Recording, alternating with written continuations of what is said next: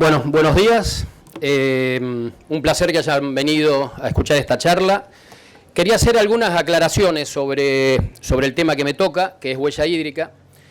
Van a haber números que impresionan, que es lo que realmente es lo que se mide, es lo que realmente lo hace vivir o pensar a uno como un problema. Pero estábamos hablando antes con algunos especialistas que es tómenlo con la cabeza abierta, sepan ver los números, hay parte e interpretarlo como mejor se pueda. Hay números que son muy discutibles, ejemplos, números, y hay conceptos que perfectamente pueden mejorar lo que pasa con el agua en la producción de los cultivos. Nosotros, como dijeron en la presentación, hace 25 años que estamos en cuestiones de monitoreo. Traemos tecnología y softwares, algunos los traemos, otros los desarrollamos, para manejo de todo lo que es justamente el complejo suelo, clima, planta, agua. Y a partir del año de la campaña pasada comenzamos a dar servicios, especialmente en algunas empresas donde empezó a faltar gente para el manejo de todos estos datos, que esto significa instalación de equipos, transmisión de datos, plataformas para hosting, chips para la transmisión, digamos, una serie de cosas, las instalaciones de los equipos, una serie de cosas que normalmente después de todo eso viene la lectura, la interpretación y la toma de decisión, con lo cual siempre sabemos que es complicado. No es nada del otro mundo, pero es fácil para el que está a diario con esas tecnologías, y como se nuclean tantas diferentes, como software, transmisión, internet, etcétera, vimos que, bueno, la necesidad de desarrollar un servicio que nos ha dado muy buenos resultados, porque, bueno, por un lado le ha evitado al cliente o a los clientes tener que tener alguna gente, algún personal dedicado a este tema, y por otro lado recibir a diario la información en tiempo real, en un teléfono, en la computadora, de cuándo y cuánto tienen que regar, o hasta dónde están poniendo el fertilizante, hasta dónde tienen raíces activas o no. Esto que les cuento es la verdadera experiencia que nosotros tenemos. A raíz de estos trabajos nos vimos involucrados en que para algunas empresas en forma directa estamos trabajando para reducir la huella hídrica.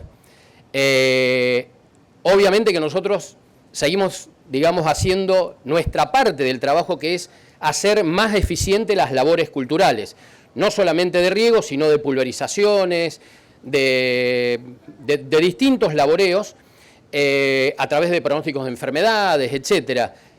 Intentamos disminuir de alguna manera la huella hídrica, nos hemos dado cuenta a través de terceros, y la invitación fue a que hable de huella hídrica, pero lo que les digo, véanlo e interprétenlo de la mejor forma posible en el sentido de los números, porque los números son grandes.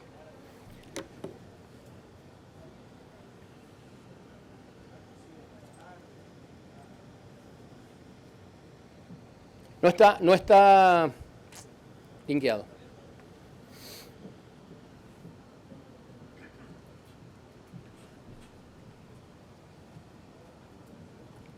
Cambio, ahí sí, ¿no? Espera. Bueno, el título es La huella hídrica en la producción agrícola.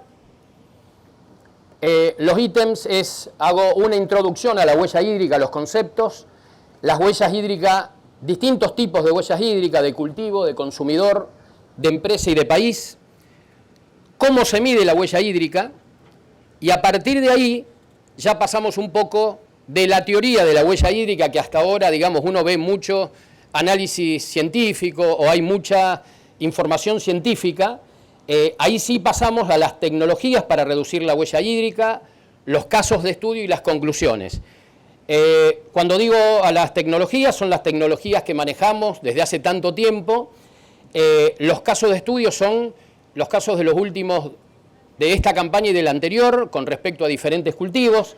Inclusive está incluido uno de algún cultivo intensivo. Simplemente lo puse porque en los cultivos intensivos un poco el uso o la mano del ingeniero agrónomo realmente se ve mucho más que en un cultivo extensivo, es mucho más lo que se puede hacer con respecto a estrés hídrico, estrés inducido, etcétera. Y simplemente lo puse para que ustedes tengan una noción de lo que se puede hacer con estas tecnologías y que son cosas que se están haciendo hoy y aquí en Argentina. Y por último, algunas conclusiones. La huella hídrica es un concepto introducido en el año 2002 como un indicador que pudiera mapear el impacto del consumo de agua dulce, del consumo humano de agua dulce. Aquí está marcado mapear porque justamente hay algunas diferencias con lo que se llama agua virtual o con la cantidad total de agua usado por un cultivo.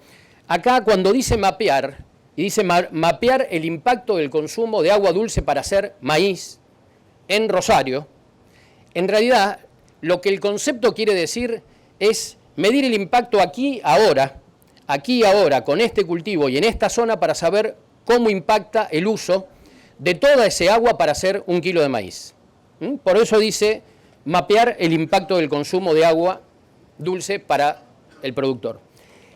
La huella hídrica es el volumen total de agua dulce usada para elaborar un producto o brindar un servicio, sumadas las diversas etapas de la cadena productiva. Huella hídrica, hay huella hídrica de un auto, hay huella hídrica de una camisa, de un jean, de la mesa, hay huella hídrica para todo lo que se produzca o que sean bienes. Se refiere a dónde y cuándo se usó el agua, por lo que incluye una dimensión espacial y temporal, era el concepto que le decías antes, el impacto del uso del agua espacial y temporal, aquí y ahora, haciendo este producto y con el agua que disponemos.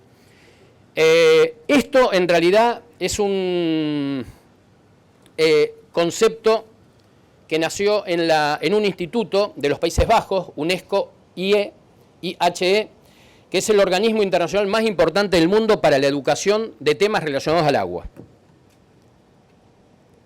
Huella hídrica de los cultivos. Obviamente es una presentación que va a estar colgada en APRESID y en la web nuestra. Yo voy a resumir para simplificar algunos conceptos. La huella hídrica de los cultivos está dividida en 3. Huella hídrica verde se refiere al volumen de agua de lluvia que usa el cultivo y que es almacenada en las profundidades donde el cultivo puede consumir, en el perfil de suelo donde puede ser usada por el cultivo. Eso es huella verde, que confunde porque uno piensa que la huella azul es la que viene de arriba, la de lluvia. Es al revés, digamos. Entonces, huella verde es el agua de lluvia, usada por el cultivo. La huella hídrica azul es el agua superficial o subterránea, usada por el cultivo, almacenada en el suelo donde el cultivo la puede usar, o bien que sea devuelta a otra cuenca. Digamos, porque no todo el agua, digamos, subterránea o de algún espejo de agua que pueda ser usada por ese riego puede que termine descargando en la misma cuenca. Cuando descarga en otra cuenca, se lo cuenta como parte de la huella hídrica azul. Pero es de riego. Es de riego normalmente, exactamente. Bien, y por último, la huella hídrica gris es el volumen de agua necesaria para la dilución de los contaminantes para llegar a los estándares de calidad vigentes. ¿Esto qué significa? Se contamina una napa o todo lo que sea contaminante que llega a algún depósito de agua, agua subterránea, agua superficial.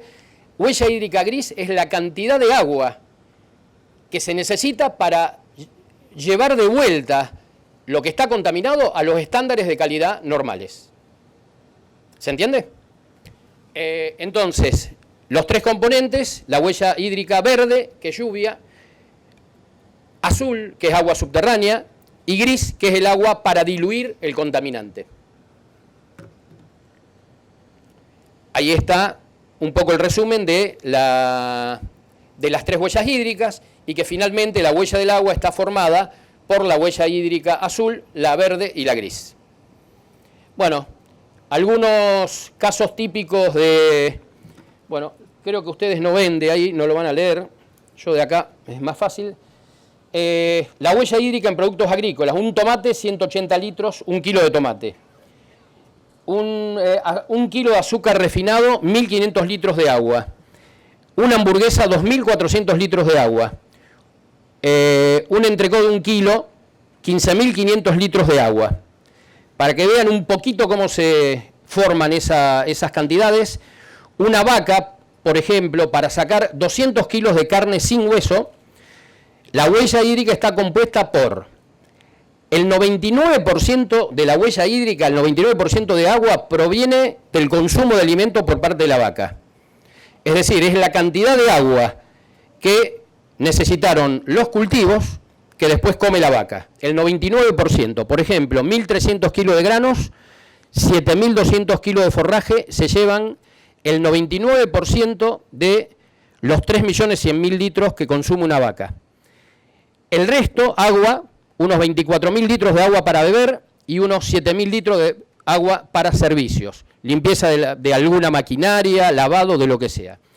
Todo eso hace 3.100.000 litros, 99% proviene de agua del alimento, para producir el alimento, el 1% es agua para beber y servicios, y esos 3.100 litros dividido 200 les da los 15.500 litros por kilo del entrecot que vimos anteriormente. 15.500 litros, el que está a la derecha, y se compone de lo que ustedes están viendo ahora. Bueno, aquí simplemente hay otros ejemplos. 1 kilo de chocolate, 2.400 litros, una hoja de papel, 10 litros, una taza de café, 140 litros, una remera, 2.700 litros, de los cuales está relacionado a el algodón, de los cuales 45% de esa agua es agua de riego, 41% es agua de lluvia, y el 14% es agua para asimilar la contaminación. Imagínense que estos son datos regulares, estándares, ¿no? Son promedios. Aquí algunos ejemplos reales de lo que ha causado el mal uso del agua o el impacto de las malas prácticas agrícolas en el mundo. Esto es el mar de Aral. El mar de Aral en realidad es un río endorreico interno que está entre Kazajistán y Uzbekistán. En realidad, en esta época, esto empezó en los años 60, cuando Rusia derivaba agua de los ríos, de los afluentes de este lago, derivaba agua para la siembra y riego de algodón. En realidad, este fue el 4.º lago más grande del mundo, y hoy está reducido al 10%, es lo que se ve acá, y el 100% fue causado por el uso de agua para riego de algodón. Hay otro ejemplo que los conocemos más, que es el Amazonia, que en realidad aquí básicamente está relacionado obviamente a la deforestación. Todos los años se talan 19.000 kilómetros cuadrados de selva, y en realidad la deforestación masiva provoca la reducción de la lluvia selvática, haciendo que bajen los niveles de las fuentes hídricas y de la humedad ambiental.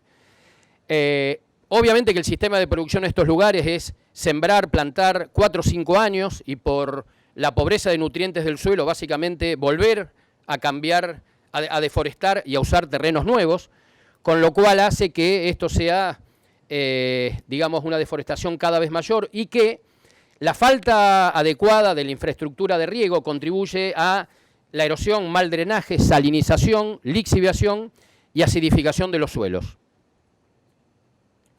Esto, bueno, es un caso que simplemente es divertido porque es tequila, lo puse, pero que también contamina y trae problemas.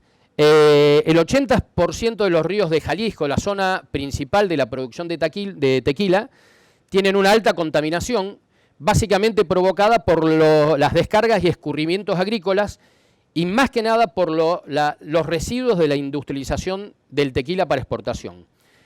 Por ejemplo, solo en la ciudad de Tequila se arrojan 400.000 metros cúbicos de fluidos sin el tratamiento que exige la norma ambiental, y cuando se elabora 1 litro de tequila, entre 10 y 11 litros de líquido de desecho caen sobre la tierra o se vierten en cuerpos de agua. Esto, que se llama vinaza, contiene una cantidad enorme de materia orgánica, pero pone en jaque a los seres vivos que habitan los ríos y campos porque saca oxígeno. En realidad la industria hoy hace 300 millones de litros de tequila para exportación, es una fuente muy rentable que no la van a parar nunca, lo que sí ya están tomando medidas por todas las cuestiones ambientales que están pasando y que en algunos lugares ya se declararon catástrofe ambiental. Bueno, habíamos hecho una introducción a la huella hídrica. Ahora, la huella hídrica es de distintos tipos. Hay huella hídrica del consumidor, de la empresa, del país, del cultivo. Aquí está de vuelta la mención de las huellas hídricas. Y para ir directamente y conocer cuál es la huella hídrica total del consumidor, es el volumen total de agua usado para la producción de todos los bienes y servicios consumidos. Obviamente se calcula por habitante por año. Y acá pasa algo como con la vaca. El 3% de su huella hídrica ocurre en su casa. 150 litros de agua por día, 2 o 3 litros para beber, el resto baño, etc. El 97% de la huella hídrica es invisible, está relacionado al agua que se usa para elaborar los productos que se consumen, básicamente comida. 3.000 litros de agua por día son usados para elaborar los productos alimenticios que uno consume. Ustedes lo vieron antes, una hamburguesa 2.400 litros, vieron algunas cantidades. 1.000 litros de agua es consumido por una persona por día por productos industriales, por ejemplo limpieza, productos que se usan, agua que se usa en elaborar productos de limpieza que uno utiliza a diario. La dieta, entonces, la dieta es el 99%, cerca del 99% del mayor componente de la huella hídrica, y en países desarrollados, en Europa básicamente, el 60-65% de su huella hídrica proviene de otras regiones. Esto lo que significa es que hay un traspaso de agua de un país a otro cuando se tienen estas situaciones de que, por ejemplo, países como el centro de Europa, el 60-65% de su huella hídrica viene de otros países. ¿Qué es la huella hídrica de una empresa? Es el volumen de agua total que se usa en forma directa e indirecta para operar y mantener a una empresa. Es el agua directa que se usa para producir, manufacturar y actividades relacionadas, y el uso indirecta de la cadena de suministro. Esto, para hacerlo simple, hay un bar que vende café, está todo el agua que se usa para hacer el café, y está todo el agua que se usa para el vasito, la tapa, el sorbete, la servilleta, etc. Todo eso tiene una huella hídrica que forma parte de la huella hídrica de un producto, y aquí estamos hablando de empresas, de huella hídrica de empresas. A la izquierda dice que 1 kilo de semilla de maíz, obviamente este es un promedio, normalmente dice que la huella hídrica del maíz está entre 800 y 1.200 litros por kilo de semilla. ¿Por qué a una empresa le puede interesar, una empresa que vende semillas, optimizar su huella hídrica o reducirla? Es porque apunta a prestigio y sustentabilidad.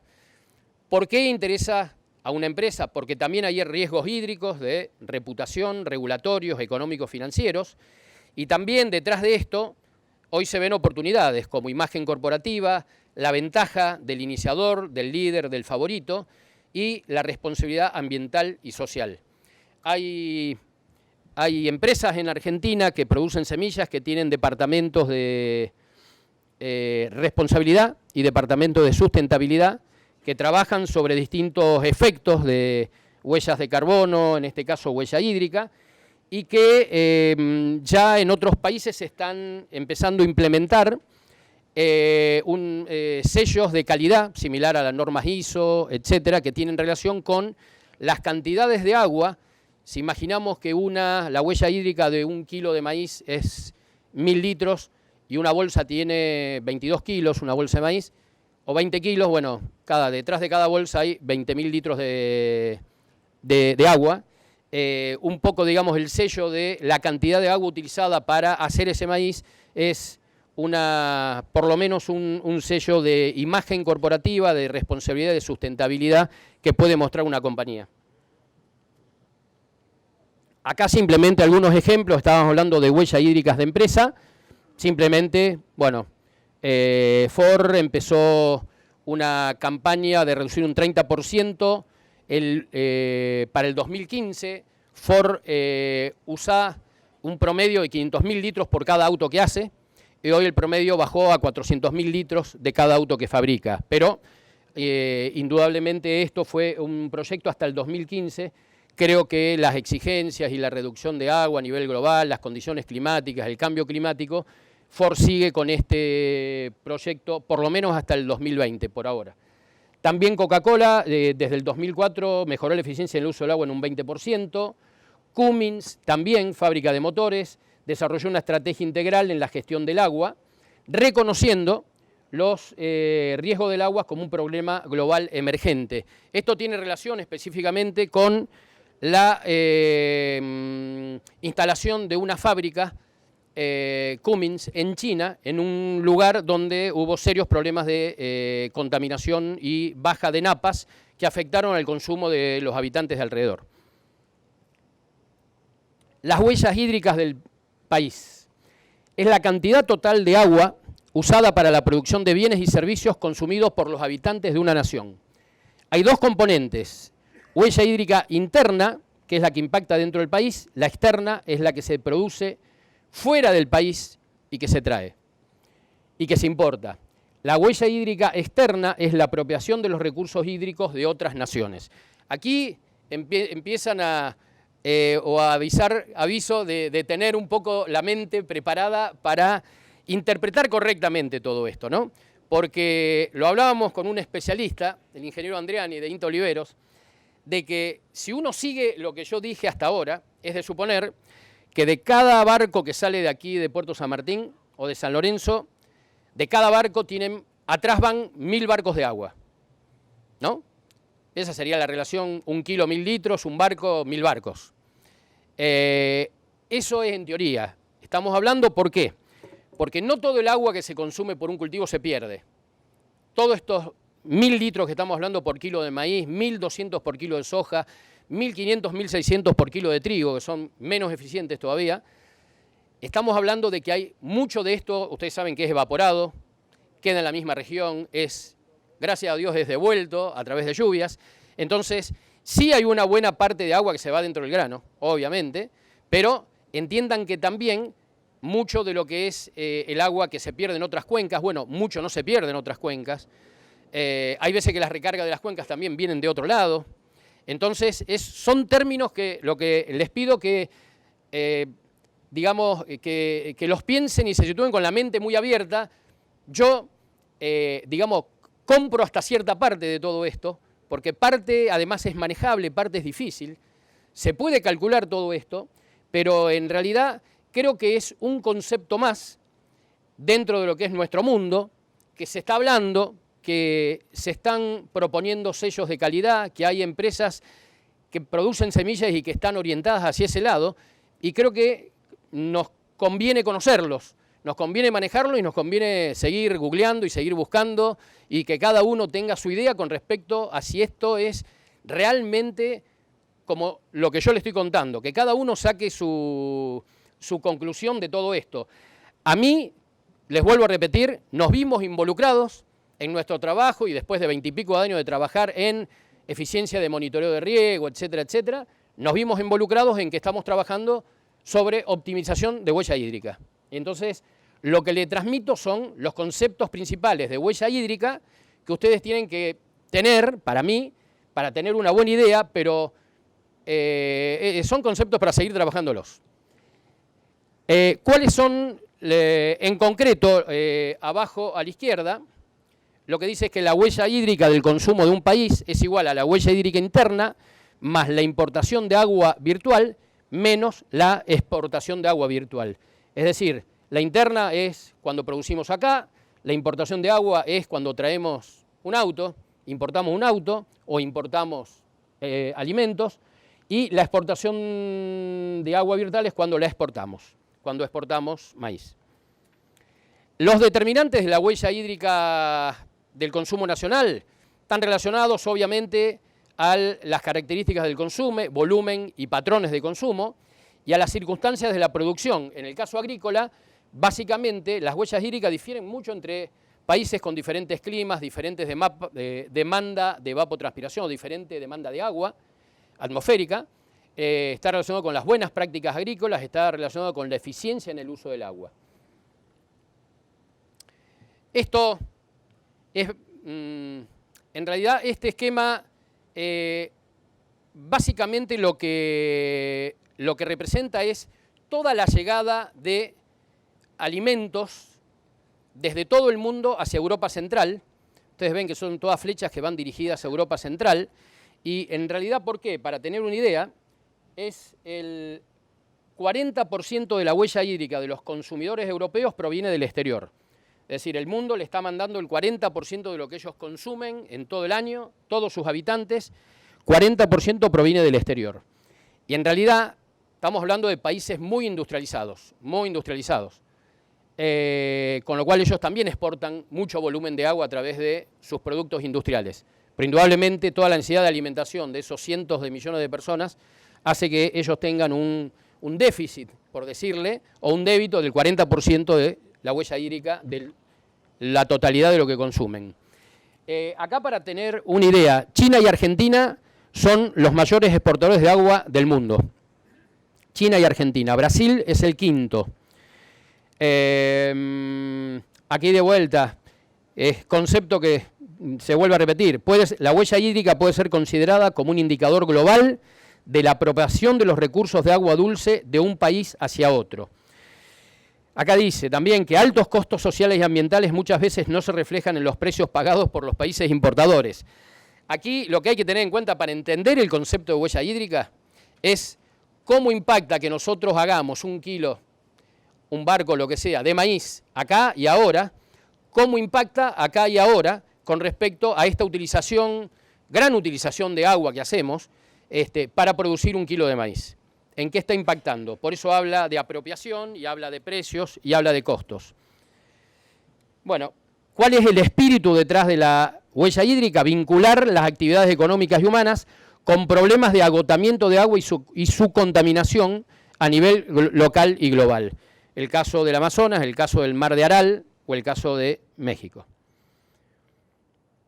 ¿Cómo se mide la huella hídrica? Aquí no vale la pena, esto simplemente para que ustedes sepan que son parámetros bastante comunes, que utiliza datos de evapotranspiración del cultivo, precipitación efectiva, agua aplicada, con distintas fórmulas en lo que es la huella azul, que es la que proviene de agua subterránea o en superficie. En la huella verde usan los mismos parámetros con otras fórmulas, y para la huella gris, que es la del agua necesaria para diluir la contaminación, utiliza la letra está chica para que la vean, ahí dice un factor de lixiviación, que normalmente es del 10%, el que usan dentro de la fórmula. La concentración máxima permitida para ello es de 10 miligramos por litro, y siempre consideran en la fórmula la fertilización nitrogenada. Aquí no voy a las fórmulas porque no tiene sentido, simplemente, como siempre, la huella hídrica total es la sumatoria de la huella hídrica azul, verde y gris. Si alguno lo quiere, obviamente que esto está disponible. Las tecnologías para reducir la huella hídrica. Habíamos dicho que la huella hídrica en los productos, por ejemplo en maíz o en cualquier producto agrícola, se mide en litros por kilo. Habíamos dicho antes un café o el maíz, 1000 litros por kilo. Y hay un tema importante. Hay dos posibilidades, digamos, que nos encontramos cuando usamos tecnología.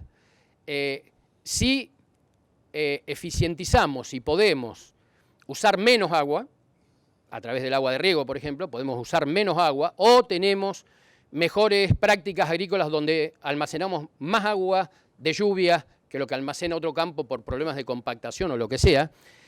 Digamos, cuanto menos agua usemos, en realidad la huella hídrica es menor. La otra opción, obviamente, que tiene una relación directa con el rendimiento. Si usamos la misma cantidad de agua, pero en vez de 1 kilo, hacemos 1,5 kilos de maíz, obviamente que la huella hídrica es menor, se reduce. Entonces, bueno, eso es lo que está escrito acá. El rendimiento es la variable significativa y condicionante de los valores que se obtienen de huella hídrica. a mayores rendimientos logrados, menor huella hídrica para el cultivo.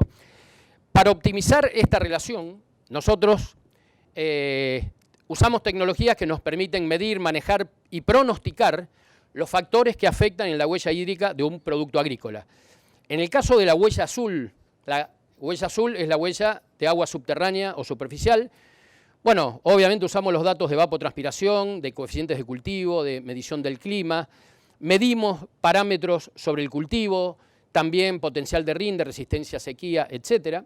Sobre la huella verde, que es la del agua de lluvia, medimos intensidad de lluvias, la aridez del clima, la humedad del suelo, las tasas de infiltración, la capacidad de retención hídrica, por ejemplo, siembra directa, compactación, no compactación. Y en la huella gris usamos datos sobre el cultivo, sobre la fertilidad, sobre procesos de salinización, sobre el conocimiento de la profundidad de raíces activas donde el cultivo puede absorber agua y nutrientes. Esas son, en realidad, sobre las 3 huellas hídricas, sobre los puntos que actuamos sobre cada uno de ellas. Cuando digo actuar, digo medir. Sobre la medición, después viene la aplicación y sobre la aplicación la toma de decisiones. Bueno, por ejemplo, dentro de las tecnologías que permiten trabajar en huella hídrica, tenemos medir eficiencia de riego, estrés hídrico inducido, eficiencia de fertilización, profundidad de raíces, condiciones del complejo suelo, clima, planta, agua, condiciones climáticas óptimas para la aplicación de pesticidas, pronósticos climáticos autocalibrados para grillas de 10 kilómetros por 10 kilómetros, modelos de predicción de enfermedades de insectos. Cuando digo modelos de predicción de enfermedades de insectos, porque en realidad los modelos de predicción dicen cuando uno tiene el 100% de certeza de tener la primera generación del insecto o la enfermedad, básicamente enfermedades fúngicas. Cuando se tiene el 100% de certeza, a partir de ahí se puede aplicar con la certeza de que está. Y si hoy era un día nublado y venía estaba en el 100% la probabilidad de tener esa infección y se transforma en el día que tenemos ahora, es decir, sale el sol, sube la temperatura, etc., puede ser que ese porcentaje de infección baje del 100% al 50% o a menos. En esos casos nos evitamos una pulverización. Todo eso es trabajar, se usa esto, estamos hablando de algunos modelos que se usan mucho, por ejemplo, en Phytophthora en papa, que tiene unas 10, 15 pulverizaciones o no sé cuántas calendarias, y esto lo que usa es para optimizar ese tipo de aplicaciones. Trampas electrónicas de feromonas, alarmas climáticas y de estados hídricos del cultivo. Bueno, algunas de las tecnologías que usamos son sondas para medir humedad, fertilidad y temperatura del suelo, que almacenan datos cada 10 minutos, se transmiten, bueno, ustedes ven ahí un teléfono, a la notebook, etcétera, y se configuran los gráficos en forma remota, y una vez configurados los gráficos, el mismo software nos va avisando cuántos días de mantenerse el consumo actual, cuántos días tenemos para llegar a estrés, cuántos días para capacidad de campo, cuántos días de saturación, etcétera, etcétera. A su vez, tiene herramientas para conocer tasas de drenaje por horizontes, para saber hasta qué profundidad están las raíces y cuánta agua estamos echando y fertilizante por debajo de raíces. Todo ese tipo de información a través de un software bastante potente que nos permite conocer todo el detalle, es como una tomografía de la planta en ese lugar, en ese clima y en esas condiciones. Bueno, ¿cuál es la dinámica del agua? Lo que mide, digamos, una sonda de esas en la zona de raíces, eso que ustedes ven. Este eje, en realidad son milímetros de agua en todo el perfil, ahí creo que llega a 1 metro de profundidad, y aquí es tiempo, días u horas, y aquí ven, aquí el cultivo está consumiendo agua porque es de día, hay demanda atmosférica medida a través de la evapotranspiración, consume hasta acá. Perdón.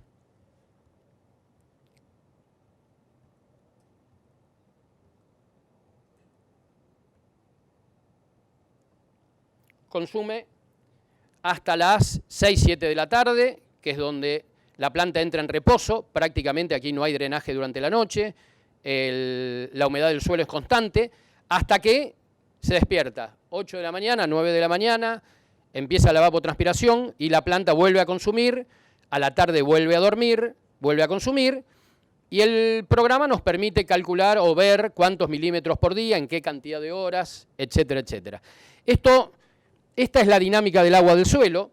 Lo que hay que entender de esto, básicamente, es que esto es en una situación normal. Esto es un maíz de pergamino que consumió 8 milímetros el 25 de diciembre pasado, en un lapso de 10 horas. Si nosotros en ese momento sabemos que la evapotranspiración es de 8 y el coeficiente de cultivo es de 1, vemos que es razonable, está en una porción del suelo con agua fácilmente disponible para la planta. Es decir, a las raíces no les cuesta extraer ese agua.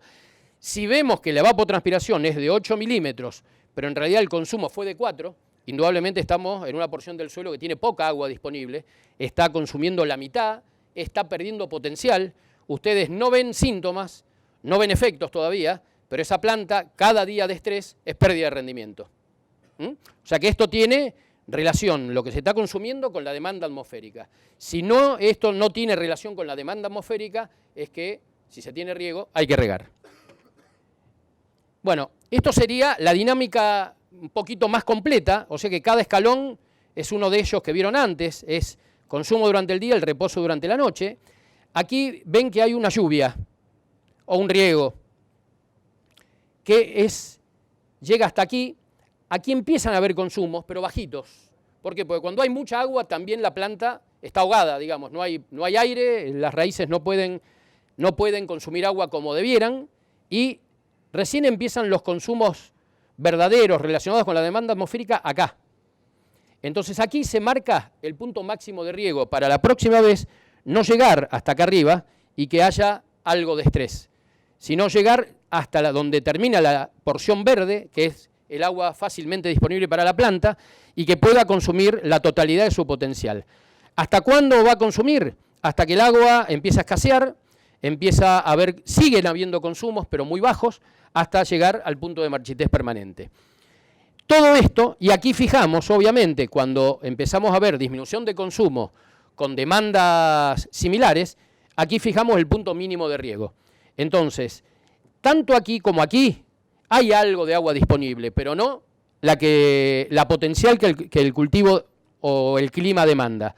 Entre estos dos puntos, que es la franja verde, es donde obviamente tenemos que mantener el estado hídrico del suelo, para tener una eficiencia total, para maximizar el rendimiento, para disminuir pérdidas, aunque no se vean los síntomas.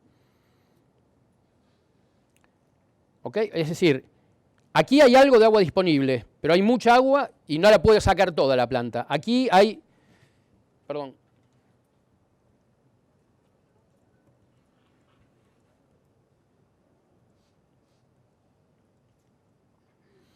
por debajo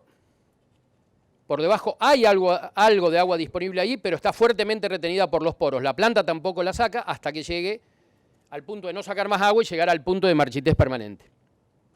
Entonces, ¿qué medimos con la sonda? Los puntos máximos. ¿Y qué definimos? Máximos y mínimos de riego, capacidad de campo, punto de marchitez, estrés por déficit y por exceso, tasas de drenaje por horizontes, eficiencia de lluvias y de riegos, profundidad de raíces activas, napas freáticas y procesos de salinización de suelos.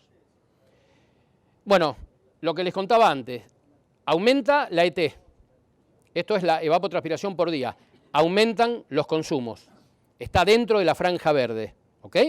Aumenta la demanda, aumentan los consumos.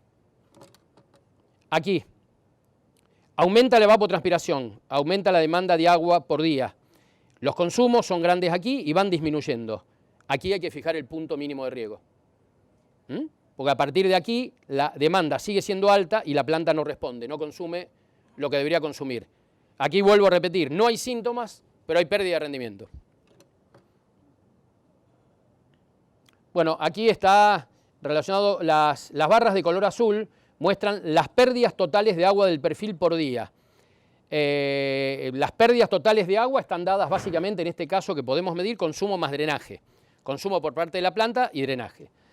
A medida que el suelo se va secando, las pérdidas son casi nulas. Ustedes la ven arriba. Claro, no hay pérdidas prácticamente porque casi, ustedes ven acá abajo que no hay agua. Luego del punto de estrés siguen algo de consumos, pero son cada vez menores, hasta llegar también al punto de marchitez permanente.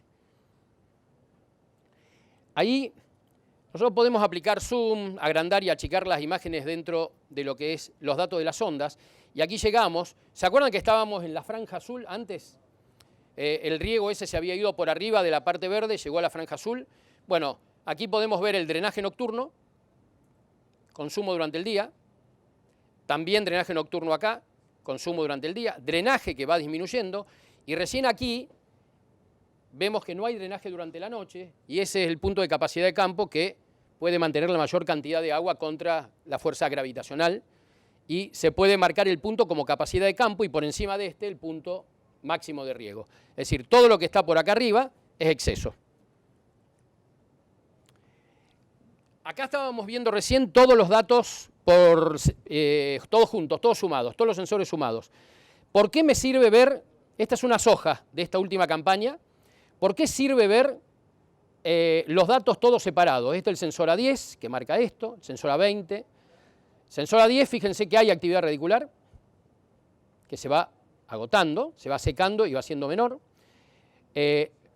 A 20 centímetros es una arena, prácticamente no tiene capacidad de retención de agua y si ven de cerca los milímetros son muy pocos, no están disponibles para que la planta los pueda extraer, a pesar de que algo va perdiendo. Ya a 30, 40, 50, fíjense cómo va tirando raíces a 30, a 40, a 50, inclusive acá están empezando a haber actividad radicular a 60 y ninguna actividad a 70, que es la última línea de todas, que no tiene ningún tipo de escalón. Cuando no están los escalones típicos del consumo diario, digamos el noche-día, no hay raíces, no llegaron las raíces. Aquí fácilmente, aquí ustedes ven que este riego, esto es un ensayo de resistencia a sequía en soja. Fíjense cómo aquí, sabiendo que hay raíces hasta 60 centímetros, este riego llegó hasta esa profundidad. Es un riego de muy buena eficiencia. Llegó hasta los 60, no se desperdicia nada de agua ni de fertilizante. ¿Bien? Por ejemplo, aquí esto es en la zona de Merlo, esta campaña, y es maíz.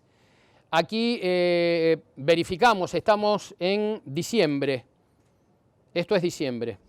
Verificamos que hay raíces activas hasta los primeros 40 centímetros, que sería la línea naranja, que es la donde se ven escalones. Ya la línea verde, a 50 centímetros, es el sensor a 50, ya no tiene ningún tipo de movimiento. Y vemos que hay dos riegos. Y arriba, en lo rojo, ahí estamos midiendo qué pasó a los 50 centímetros. Cuánta agua se perdió por debajo de los 50 centímetros. Bueno, con el primer riego perdimos 8,55 y con el segundo riego 14,72. Es decir, esto hay que optimizarlo.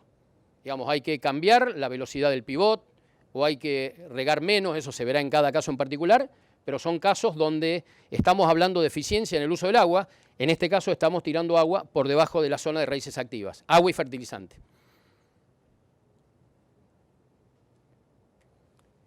Este es un maíz de varadero, esto es Expoagro. Ahí se hace, hasta el año pasado, un módulo de alta productividad de maíz, donde nos juntamos, somos 3 o 4 empresas de fertilizante, de riego, de semillas y de monitoreo, y monitoreamos un maíz de alta productividad. En este caso, las raíces, ahí están la profundidad de las raíces. Esto es un maíz que llegó a los 30 centímetros de profundidad, un suelo arcilloso muy, muy pesado. No hubo desarrollo radicular, por lo menos de importancia en que podamos manejar agua por debajo de esa profundidad. Y ahí vemos arriba, vemos los riegos que se fueron haciendo a 10 y 30 centímetros. A 10 y 30 centímetros, creo, y abajo cómo es la evolución de la fertilidad a 10 y a 30 centímetros. Específicamente ustedes ven que hay con los distintos fertirriegos se van haciendo, van habiendo incrementos de la fertilidad a 10 y 30 centímetros, donde están focalizadas prácticamente el 90% de raíces. Y bueno, esto es una lluvia y aquí se ve el lavado de las sales por esa lluvia.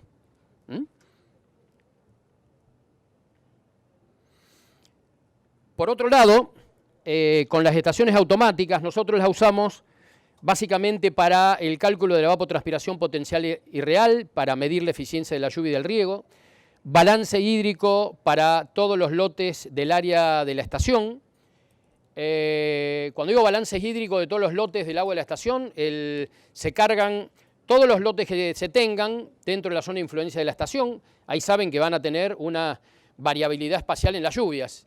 El dato de lluvia que esté a 10 kilómetros lo van a tener que meter, y que es diferente al medido en este lugar, seguramente, o el que esté a 500 metros, posiblemente sea diferente.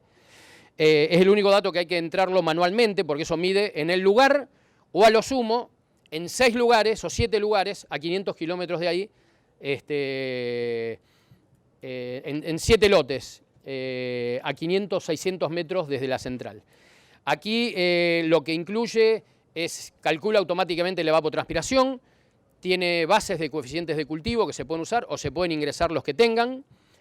Se le ingresa la eficiencia del riego y la eficiencia de la lluvia. Si tienen los datos de INTA, datos de eficiencia, se ingresan los datos y corre automáticamente. Si llovieron 20 milímetros en una hora, eso la estación lo mide y le aplica el coeficiente que corresponde. Alarmas para todos los sensores, por ejemplo, muchas veces nos ha pasado que se está regando y está lloviendo. Entonces, bueno, alarmas por lluvias, alarmas por heladas, alarmas por vientos excesivos, etc. Hay un dato importante que a nosotros nos ayudó muchísimo, que es, lo voy a decir después, primero voy a seguir el orden.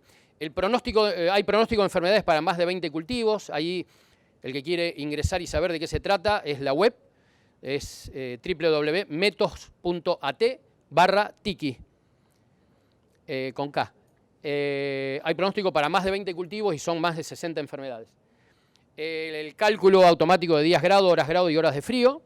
Días grado, horas grado, obviamente para todo lo que sean estadios fenológicos de cultivo o de insectos, de generaciones de insectos. Procesos de salinización de napas y de pozos, automatizaciones y activaciones remotas y pronósticos MeteoBlue autocalibrados con los datos de campos medidos por la estación.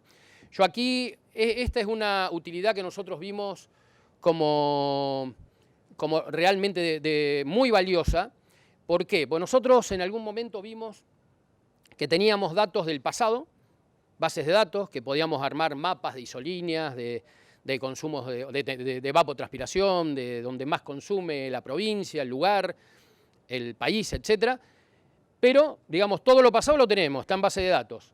Todo lo actual lo estamos midiendo. En este momento hay una aplicación que nosotros hicimos, que si ustedes pueden acceder, hay 70, 80 estaciones en línea, en una aplicación que lo tenemos, no lo puse acá, pero lo tenemos en los dos stands, tenemos uno afuera y uno adentro, donde ingresan a los datos de 70 estaciones, seguramente que elegimos los lugares de donde provienen la mayoría de ustedes, que APRESID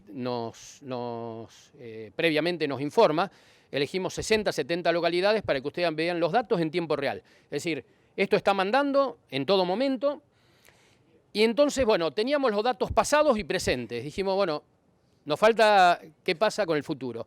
Hay muchísimos pronósticos en el mundo muy buenos. Todos son hechos de la misma manera. Todas las empresas de pronósticos internacionales pronostican por grillas. De 5 kilómetros por 5 kilómetros, de 10 por 10, de 3 por 3, dependiendo la cantidad de información que ellos tengan. Eso lo hacen para todo el mundo. Nosotros estamos dentro de una grilla, que para los pronosticadores estamos dentro de una grilla de 10 por 10 kilómetros. Entonces pronostican para este lugar. Cuando uno les pide Rosario, viene la grilla que pertenece a Rosario.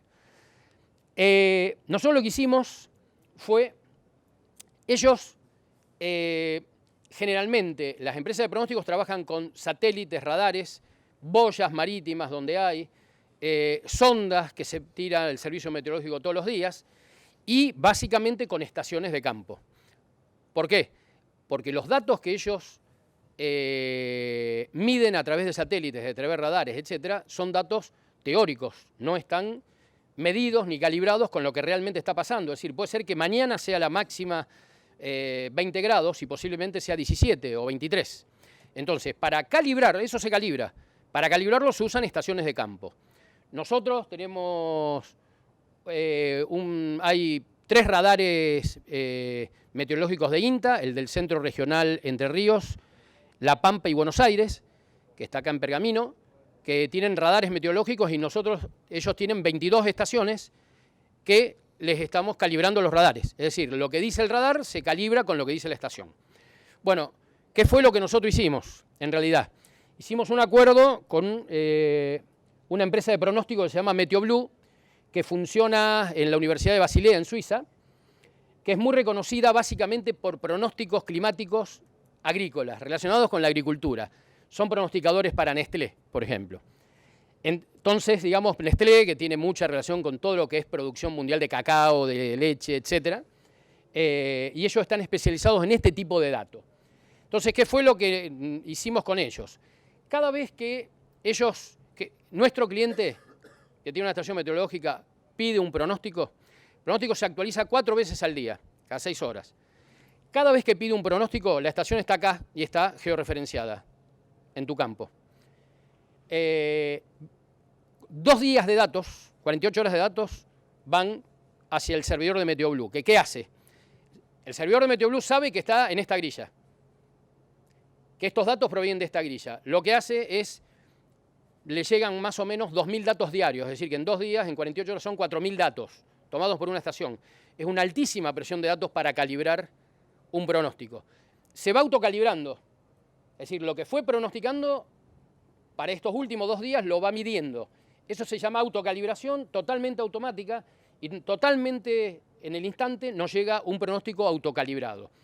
Acá está, esto es Organización Meteorológica Mundial, como los pronósticos que ustedes ven hoy, que accedemos por internet, normalmente tienen una probabilidad del 50%, los pronósticos normales. Cuando llegamos a tener los datos históricos de una estación en una grilla, llegamos a 4/5, es decir, llegamos a una probabilidad del 80%. Esto es muy interesante porque la verdad es que nosotros lo que nos pasó con el tiempo es que aprendimos a confiar en el pronóstico. Digamos, puede ser que falle, porque el 70 o el 80 tiene un margen de falla, pero la verdad es que es muy interesante cuando podemos manejar esta herramienta. ¿Por qué? Porque podemos usar la huella hídrica verde, podemos usar la lluvia y podemos dejar de usar la huella hídrica azul, que es el agua subterránea. Es decir, tiene en realidad esto para nosotros, no solamente para esto. Por ejemplo, en el caso de las empresas como los semilleros, que tienen cosechadoras de parcelas, en donde las ponen en un camioncito, o sembradoras de parcelas, las ponen y van lugar a lugar. Bueno, teniendo pronósticos, estos son muy eficientes a 7 días. Inclusive es un nuevo término que se inventó que se llama meteograma, que es hasta 7 días. ¿Por qué? Porque a partir de ahí empiezan a perder eficiencia.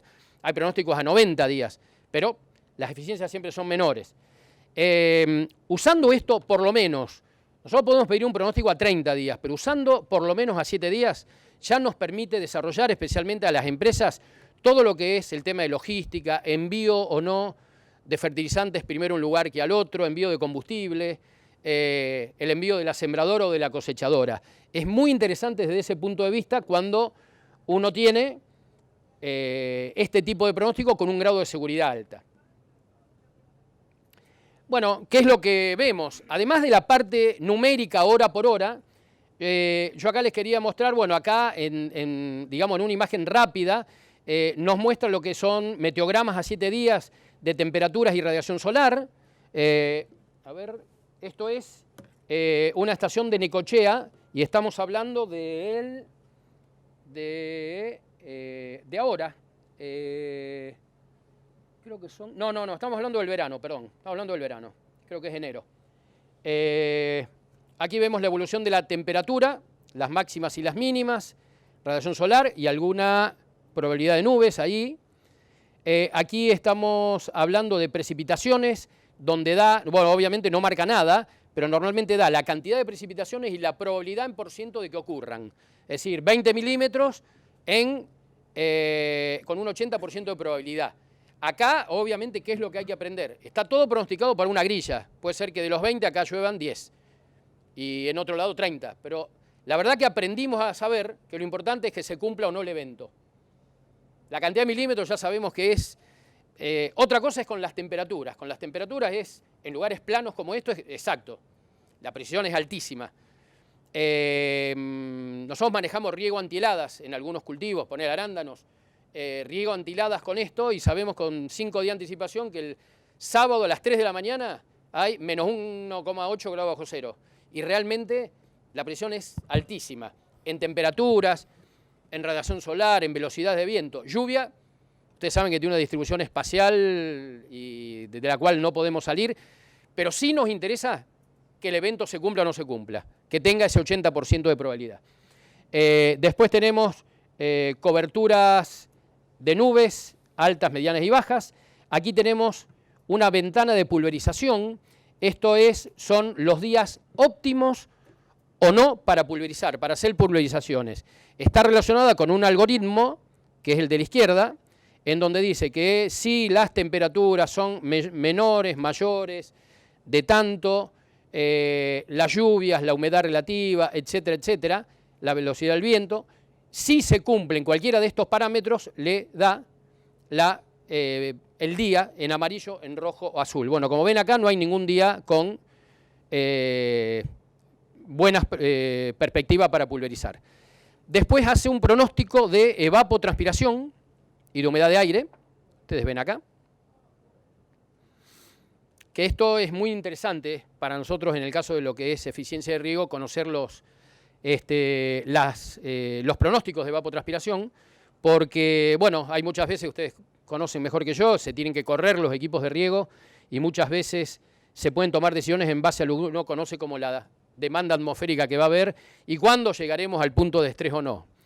Y por último, una ventana de ráfagas, velocidad y dirección de viento también a 7 días. Este es un ejemplo de lo que recién les estaba explicando. Esta es una estación en Necochea con un pivot central de 120 hectáreas, se riegan líneas de maíz y es un meteograma pedido el 4 de febrero y tenemos un pronóstico de lluvia para el sábado 6, para el sábado, y un pronóstico de lluvia de alta probabilidad para el domingo. Sábado y domingo. Esto fue lo que le pedimos el jueves o el viernes anterior. Y aquí nos decía de un 80% de probabilidad. Y aquí está lo que pasó. Esto es ya la sonda. Esto es lo que recibió la sonda el sábado y esto es lo que recibió la sonda el domingo. Las lluvias del sábado y las lluvias del domingo. ¿Ok? Y en realidad, si ustedes ven acá, ven la línea de consumo, prácticamente estaba casi horizontal. La planta ya estaba por entrar en estrés, pero lamentablemente el pivot no estaba acá arriba. Entonces, la verdad que había que tomar alguna decisión. Bueno, se confió en el pronóstico y la verdad que se pudo recargar el perfil y volver a consumir. Las raíces volvieron a consumir con estas dos. Y la verdad es que en este caso el ahorro de aplicar 18 milímetros en 120 hectáreas, que fueron $4.300, o son tomado en ese momento a $2 el milímetro, este ahorro de, digamos, de $4.200, obviamente que se paga con creces varios de estos servicios que se dan por campaña. Un solo ahorro, digamos, en este caso había que tomar decisiones, había un impedimento también físico, el pivot no estaba arriba, pero había que tomar la decisión de traerlo o no. Cuando se tuvo este pronóstico, se decidió seguir dejándolo porque había que recargar otros perfiles que estaban también complicados y la verdad que se disminuyó el efecto y la verdad que un poco el confiar en un pronóstico y que realmente pase, como pasa o como pasó, nos va haciendo confiar cada día más en este tipo de tecnología. Así, digamos, es lo que decía antes, reducimos la huella hídrica azul y gris, usamos el agua de lluvia, optimizando la huella hídrica verde. Bien, yo ahora voy a pasar a una parte ya estrictamente agronómica donde van a ver los casos reales. Bueno, los anteriores algunos son casos reales, pero ahora de más etapas, de casi toda la etapa del cultivo. ¿Te parece que demos? Ok, entonces termino. Bueno, sigo. Casos de estudio. Estos son casos, este es el maíz, estas son las líneas de maíz de sembrados 16 de noviembre, cosechado el 5 de abril. Se regaron 90 milímetros. Profundidad, raíces activas a 80 centímetros. Se hicieron fertilizaciones, UAN, DAP, urea. La cantidad de días, bueno, aquí ustedes pueden medir, nosotros podemos medir la cantidad de días de estrés por déficit. 0. La cantidad de días de estrés por excesos, que son estos periodos, que si ustedes lo miden en horas, son horas en realidad. Estamos hablando en total, hace en todo el periodo 6 días de estrés por exceso. Que no lo podemos manejar, eso fueron lluvias. En realidad todo lo que fueron riegos fueron correctamente hechos, todo lo que fueron lluvias, en algunos casos juntamos 6 días de estrés. La verdad que desde el punto de vista de la eficiencia del agua, de usar 90 milímetros, fue un manejo muy bien que hicieron, muy bien. No hubo un solo día de estrés por déficit y obviamente que lo buscado fue de lo mejor que podía haberse hecho. No se puede manejar muchas veces, obviamente, los excesos por lluvia, sí los excesos por riego, pero en este caso, la verdad que es un manejo de toda la campaña que es excelente. Un solo riego evitado, un monitoreo de riego cuesta $2.000. Un solo riego que se evitó, ese que les mostré, está en el orden de los 4.000 y algo, y ahora estaban hablando de $3 por mililitro. Y eso está calculado a $2 por mililitro. Paga el servicio de toda la campaña. Nuestra huella hídrica, la optimización y uso racional de los recursos será en un futuro cercano nuestro diferencial. Eso es el cliente, ¿no? Que dice que su huella hídrica y la optimización del uso y uso racional de los recursos será en un futuro cercano nuestro diferencial. Aquí les voy a robar un segundo de pasar a un cultivo intensivo, porque esto es de libro, realmente. A mí es lo que realmente más como agrónomo más me impacta. Esto es olivares en Catamarca para variedades aceiteras, para extracción de aceite. Esto es julio. Esto es julio. En julio se comienza a recargar el perfil para llegar a floración, a capacidad de campo. Con el perfil en capacidad de campo, ni exceso ni déficit. Aquí hubo algún exceso, que es exceso de riego, ahí no llueve. Es la zona de Pomán, Catamarca, casi 1.200 metros de altura, no hay lluvias prácticamente. Pero bueno, la idea es mantener aquí, durante el periodo de floración, el estado hídrico del suelo en capacidad de campo. Este contenido de humedad se mantiene hasta estos días, los primeros días de diciembre, donde finaliza la fase ecológica, fenológica, conocida como endurecimiento de hueso, momento en que finaliza el aborto de los frutos jóvenes. Hasta aquí finaliza la fase de endurecimiento de hueso, que finaliza el aborto de frutos jóvenes. Después, a partir de este momento, se lo lleva a estrés inducido. Fíjense que no está por debajo del punto mínimo de riego, pero el cultivo aquí ya empieza a consumir, está fijado este punto para que el cultivo no consuma en todo su potencial. Estamos hablando de febrero. Febrero en Catamarca debe haber evapotranspiraciones de 12, 13 milímetros por día, y aquí se lo induce a un estrés, es decir, se lo deja que consuma, pero no en su potencial, al 50% de su potencial. ¿Por qué? Porque este estrés hídrico lo que hace es incentivar la formación de oleosomas, los cuales son los encargados de generar el aceite dentro de las células del fruto. ¿Ok? Se forman aquí los oleosomas, que son los que dan el rendimiento de aceite de la oliva. Después se vuelve a mantener en cantidades normales, se vuelve a poner el estado hídrico con riego a agua fácilmente disponible, y se vuelve a bajar la humedad para disminuir el agua dentro de la fruta y favorecer la extracción de aceite de olivo durante la fabricación. Se hace todo eso. Yo siempre digo que para mí, yo soy de acá, de Rosario, y me recibí acá, pero la mano del agrónomo se ve en esos cultivos, realmente, donde en el caso de la vid, que tiene un manejo muy similar a esto, donde ellos provocan mayor o menor cantidad de azúcares que se transforman en mayor o menor cantidad de grados de alcohol, etcétera, hasta van haciendo parte del trabajo que antes hacía el enólogo. No lo reemplaza, obviamente, pero hoy con todas estas tecnologías y estos manejos van logrando, digamos, calidades, etcétera, que antes no podían lograr. Bueno, esto a mí me gustó, sé que no corresponde para un congreso como APRESID, pero desde el punto de vista agronómico me pareció interesante conocerlo, cómo se pueden manejar los cultivos, ¿no?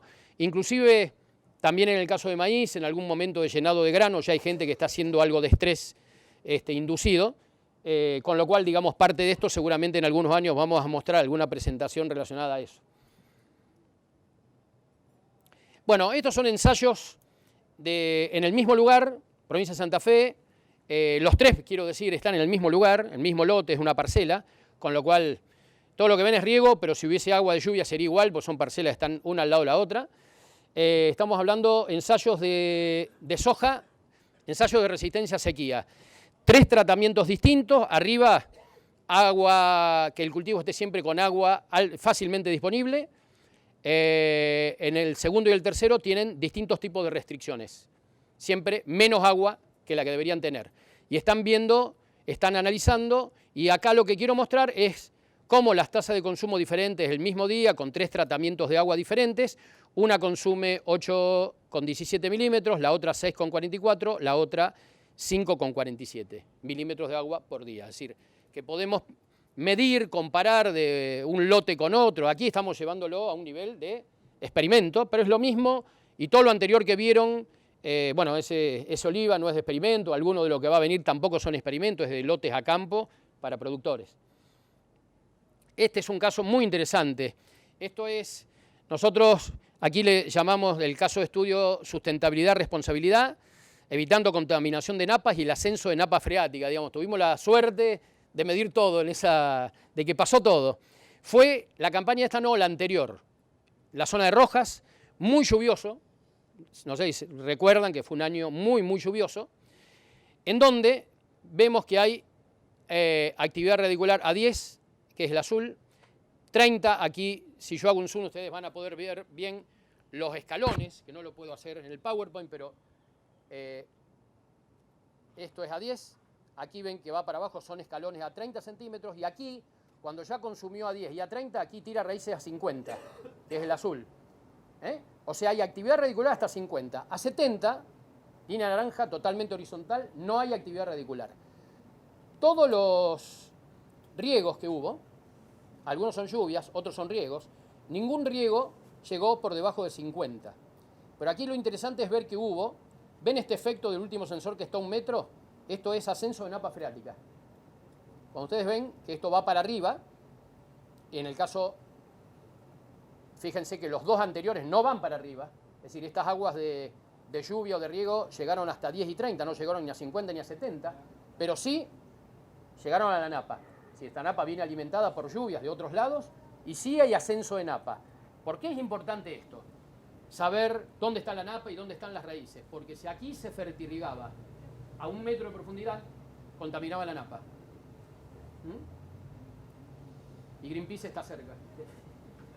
Está cerca, está controlando todo eso.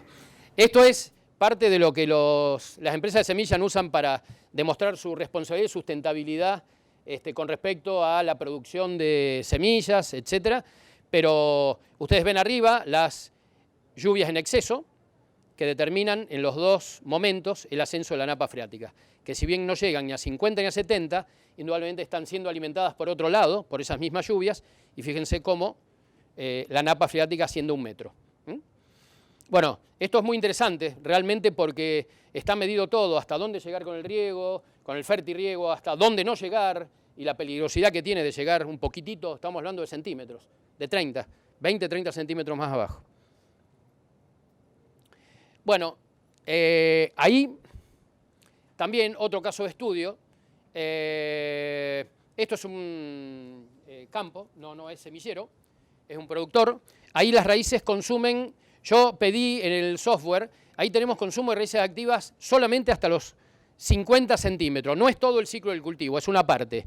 Pero medimos cuánta agua fue usada en los primeros 50 centímetros y tenemos los primeros 50 centímetros, 225 milímetros de agua usados. Sumando, el software suma todo lo que fue usado. Y aquí abajo le pedí qué pasó por debajo de los 50 centímetros, cuánta agua se usó o llegó, 14,5. Es decir, que la eficiencia fue muy alta. Es decir, todo lo que se hizo aquí con riego realmente tuvo una eficiencia altísima. Solamente 14,5 de los 240 milímetros aplicados se fueron por debajo de la zona de raíces. Aquí otro caso de estudio es, abajo son lluvias, arriba es un maíz con verdeo, sin verdeo, perdón, y un maíz con verdeo, es decir, con una vicia o una avena, para mejorar las condiciones de compactación y para mejorar las condiciones de almacenamiento de agua dentro del perfil. Bueno, y ahí se puede medir fácil que, bueno, con la lluvia de 32 milímetros, en donde tenía verdeo, ingresaron 21 milímetros, en donde no tenía verdeo, ingresaron 12. Bien, aquí otra, sí, estoy. Finalmente, aquí otra representación donde tienen arriba, en el software uno puede ingresar todas las variables que quiera, sean medidas o sean tomadas a mano.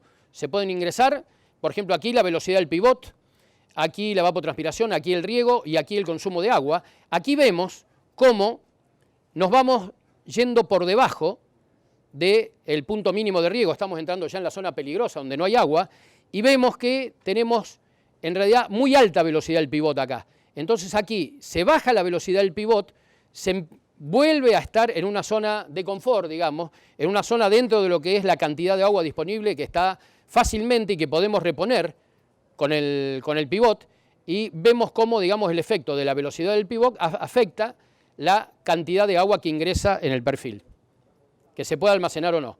Conclusiones, bueno, ¿por qué los servicios? Porque se tiene información a tiempo real, porque, bueno, comprendemos la agricultura, tenemos una buena tecnología de monitoreo de fertirrigación, sabemos que cada lote es único, medimos la relación suelo-clima-planta-agua desde hace 26 años, hacemos todo, instalación, transmisión de datos, definimos los patrones agronómicos, etcétera, y no hay personal de campo afectado a ninguna tarea, salvo la interpretación y la toma de decisiones. Bueno, así que eso en realidad fue todo. ¿Hay lugar para preguntas? Aquí, bueno, simplemente algunos usuarios de estas tecnologías.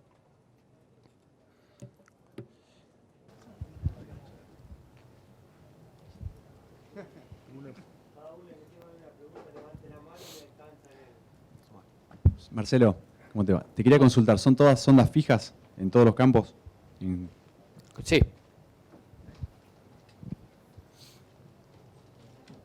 Nos cuesta mucho, en el caso nuestro y con las distancias de la Argentina,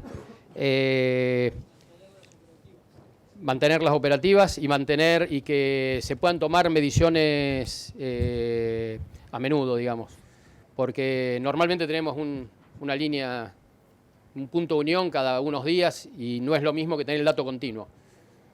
Marcelo, hablaste varias veces de raíces acá. Raíces activas hasta 50, 60, 70, 80 centímetros. Y muchas veces, y un taller hace un rato, hablaba de 1,5 metros y muchas veces se habla de 2 metros. Sí. Si podés comentar algo de eso. Que sí, que es correcto y que está relacionado con la textura del suelo. Es correcto. Pero nosotros vimos en algunos lugares donde pusimos sonda de 2 metros, que medimos actividad radicular hasta 30 centímetros. Varadero.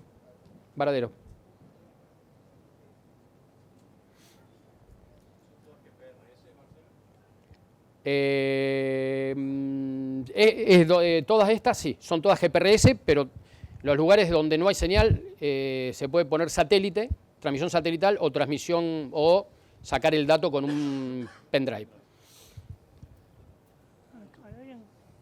Marcelo, ¿qué tal? A mí me quedó una duda de la primera parte de la charla de huella hídrica.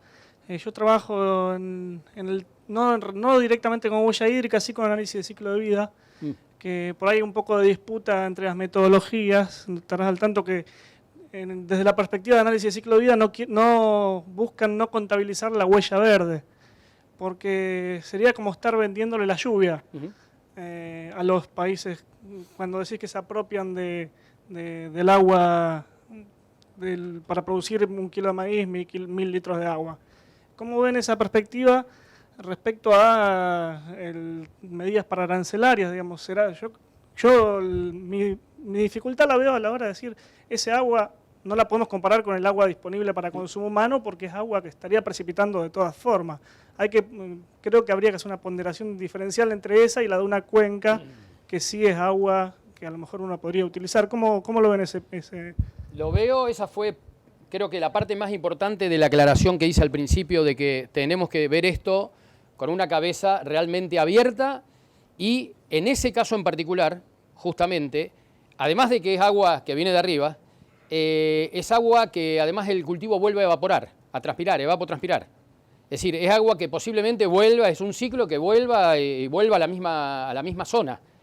Entonces, por eso hablé al principio de que tengamos la apertura de reconocer todo este tipo de cosas. El concepto de huella hídrica es así, sí. Lo pusieron así, uno puede estar de acuerdo en algunas cosas o no.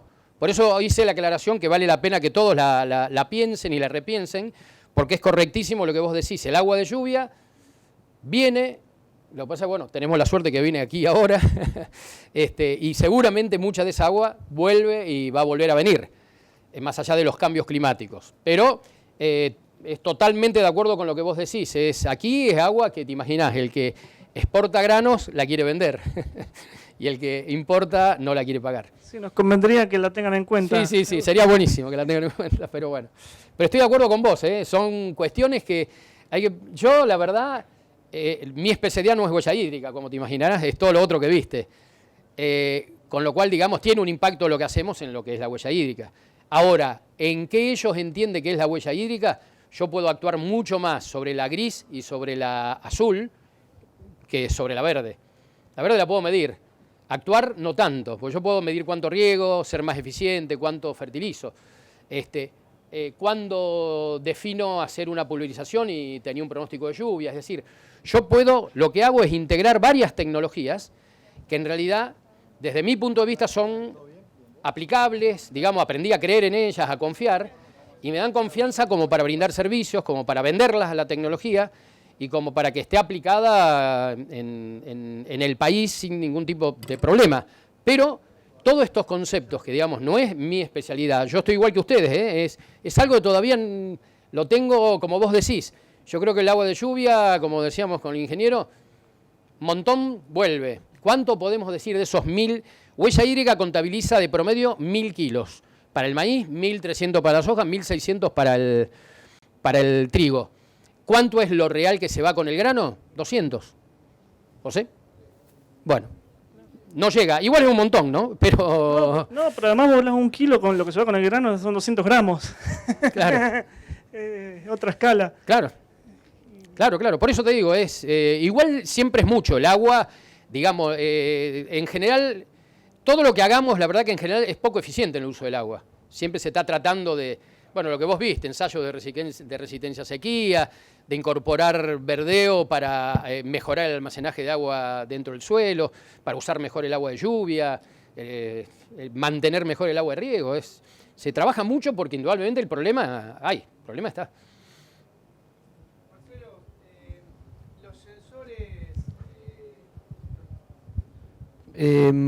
los sensores que nos mostrabas ahí, ¿se están usando como para ver, digamos, altura de napa restrictiva para los cultivos? Porque nosotros lo que vemos es que se hizo en una etapa donde era medir el tema de napa con freatímetro, era para ver que lleguen al metro, y ahora estamos en una situación donde estamos midiendo situaciones restrictivas para los cultivos y estamos evaluando de que si los tenemos por encima de un cierto nivel, sabemos que a lo mejor a cierto tipo de cultivo no vamos por la restricción en los freatímetros, tenemos el problema de que miramos agua libre. Acá estos sensores miden ascenso capilar también, digamos, porque hay una parte, hay un gris que...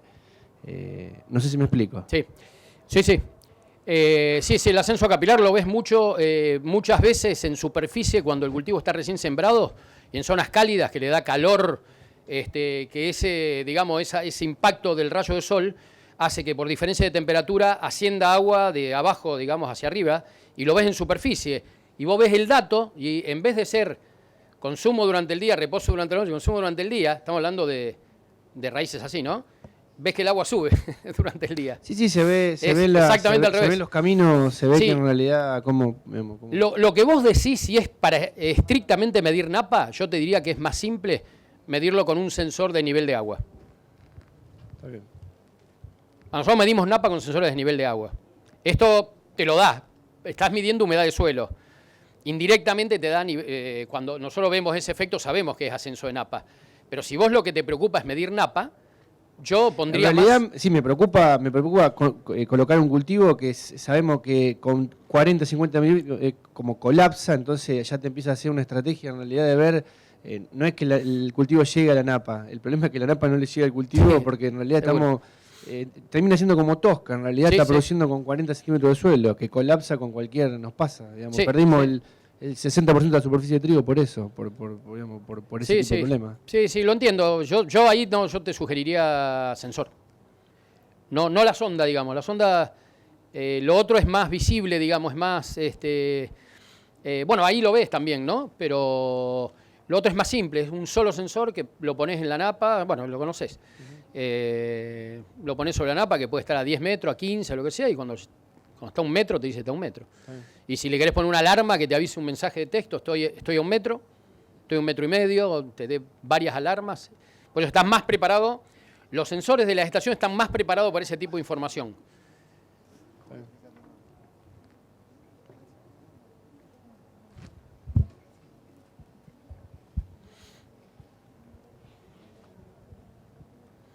Bueno, si no hay más preguntas, les agradezco que hayan participado. Ahí está mi correo, el que necesite algún tipo de información o esta presentación, lo único que tiene que hacer es pedírmela. Si necesitan algún folleto, ahí adelante tenemos. Y bueno, fue un gusto, un placer haber estado esta hora y pico con ustedes. Gracias.